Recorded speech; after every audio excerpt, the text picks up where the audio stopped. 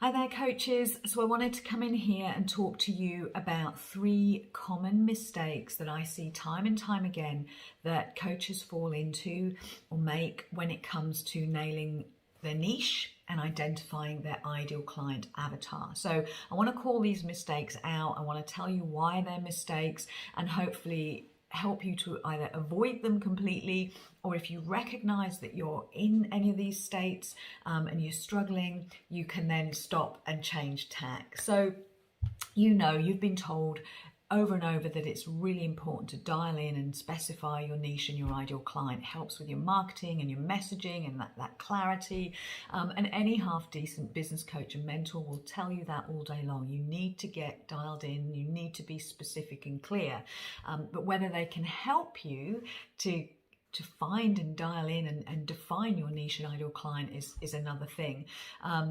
And I've seen so many coaches who have made the mistakes that I'm going to share with you that at best have been expensive in terms of wasted time or even money, expensive in terms of they've invested in strategies and business courses and been funneled down a particular niche that just wasn't right for them. And so they struggled and kind of had a really hard time trying to implement any of the strategies and show up consistently because they'd chosen the wrong niche.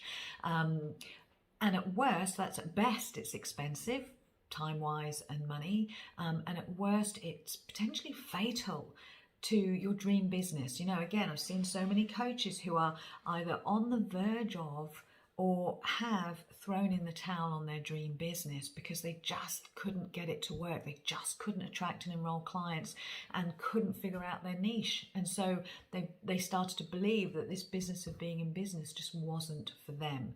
And I'm going to tell you now, if you're sort of feeling like that right now, it's not true. This business of being in business is absolutely for you. If you are passionate about helping people and making a difference, and you've got this burning desire, this knowing that this is your purpose, this is what you're here to do.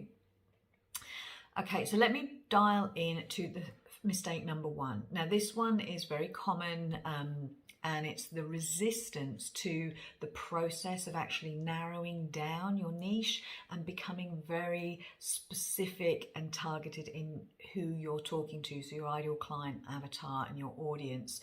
Now, this one is the most obvious, and perhaps on some level you are resisting dialing down deeply because for a start, you know that your gift, your coaching ability, your skills can help so many people. So, you want to throw the net wide. And what I will say is when it comes to marketing, as counterintuitive as it is, the more narrow you are in your messaging and your audience, the more clients you will attract. Now, the reason you're resisting is it's fear. It's the fear of missing out, all those potential opportunities that you might be missing out on. That's a fear-based reaction. And what they say, what you fear, you attract. So you're actually shooting yourself in the foot by having this fear, but it's understanding and daring to risk going really narrow and being very, very specific, because ultimately what that does is it makes your messaging and your marketing and your content so specific, so targeted, so on point that it will resonate with your ideal client, with your audience. In your clarity, your messaging will carry that consistency, and in your consistency of your message, that's what builds trust. That's how people get to know you for what you do. So you will receive clients from recommendations, from referrals, and when your messaging is that on point and that specific and that targeted, believe it or not, you will actually attract people who are like your client, who see themselves in your clarity, in your clear messaging. And so even though they may not match your ideal client avatar, if you can help them, you're not turning them away. So you will actually attract more people by virtue of your specificity and your clarity in your messaging. So the second mistake, and I see this again, this is huge, and it's it's a flaw, a fatal flaw, if you like, a mistake that I fell into the trap of. And this is that you are seeking answers to your niche and your ideal client avatar's identity externally. So you're looking outside of yourself for your answers. It may manifest as looking at what other coaches are doing really well, what other coaches are succeeding at, and thinking, oh my God, I could do that. That looks amazing. I'm going to give that a try. And so you're considering kind of going into that similar niche or same niche. It could manifest as that you get drawn into listening to what other people are telling you that you should do or you could do by virtue of your career history or what they know about you, or even just their opinion of what you'd be quite good at. So when we get bombarded with people's good opinions, that can kind of get very confusing and very noisy internally. The other aspect of this is maybe you're looking at people you've worked with previously. Maybe you've had past clients or people that you love to work with in your previous job or whatever, and you're looking at those people and defining your ideal client by kind of like all the best bits, if you like, of those past clients that you worked with. So what you're building is some kind of like Frankenstein's monster of an ideal client avatar. You're just pulling on all these past experiences. All of that is a mistake. Looking externally for your answers is a mistake. Why? Well, your niche and your ideal client avatar is not just some concept that you create and then you kind of step into it, you insert yourself into it. Absolutely not. Your niche and your ideal client come from within. They are an embodiment, an expression of your passion, your purpose, your unique gift. And if you think about your coaching vehicle your coaching business is like a vehicle through which to express your gift and express your highest potential. So when you can see your coaching business as that, it means that then you go within for your answers. So, every coach that I speak to who has that burning desire to help people, to make a difference, when I ask them kind of the question, what does success or success in your coaching business, success as a coach, why is that so meaningful for you? The answer I always get is invariably, well, it's fulfillment. It's about fulfillment. So when you think about that, the answer has to be within you. So your niche, as I said, just to reiterate, your niche is an expression of your gift, your secret sauce. It's that thing, and I always say this, it's that thing that only you can do in the way that only you can do it. So when you tap into your true niche, you're operating from your zone of genius. And it's then that you're able to actually give the most value to your ideal clients. So stop trying to find the answers from externally, what all the gurus are telling you to do, and go within. And this is where I come in when I work with my clients. It's about dialing in and diving into their story and joining the dots of their story, so we figure out this is your gift, this is who you are, this is what you're born to do by virtue of your unique journey and your story. Okay, so the third mistake is, and this is a biggie as well, I suppose I've said that with all of them, haven't I? They're all biggies, but this one trips people up so many times, and this is you're trying to choose a niche that you perceive is going to be profitable for you. And logically, it makes perfect sense, right? I get it. I had a client recently who came to me and she told me that a previous coach that she'd worked with a few years earlier, who was promising to nail her niche and help her to create her signature offer.